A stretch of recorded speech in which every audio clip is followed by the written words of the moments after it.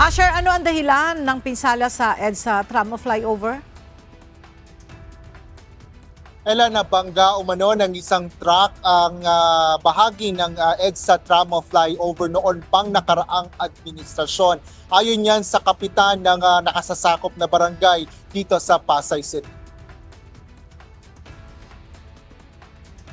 Ilang taon nang napinsala ang isang poste ng ilaw ng EDSA Tramo flyover ayon kay Barangay 147 Chairman Jonar Arandia. Ito ay sa kabila ng ilang pagkukumpuni na ring ginawa sa ibang bahagi ng tulay. Sinabi ng barangay chairman na wala naman nai-report sa kanila na nasugatan o na-aksidente dahil sa mga nahuhulog na debris o bato mula sa napinsalang bahagi ng flyover.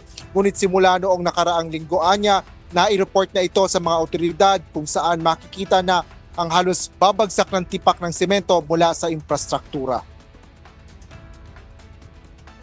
Dati may bumabagsak pa nga dyan mga bato. Inanuhan din namin yan, pinassist din namin yan. Tapos hanggang ngayon nga, yun, medyo talagang grabe na. Yung crack nga sa taas. Nabangga kasi yan. Alam ko may reported na yan noon pa. Hindi ko na alam kung ilang years na yan.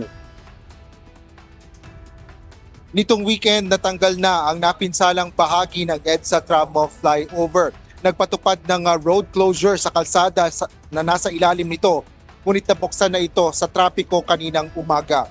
Ngunit dahil nananatili pa rin ang backhoe sa mismong taas ng tulay, isang lane lang ang nadadaanan sa bahagi ng kalsada. Nagdudulot naman ito ng bahagyang pagsisikip ng trapiko sa lugar.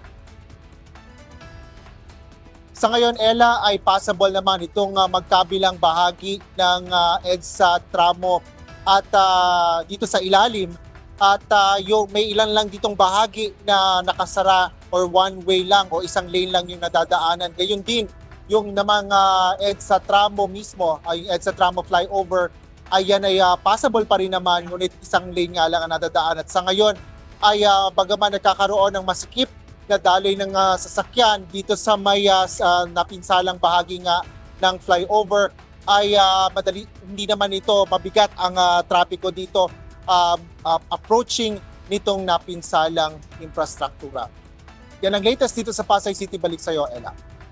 Maraming salamat, Asher Cadapan Jr.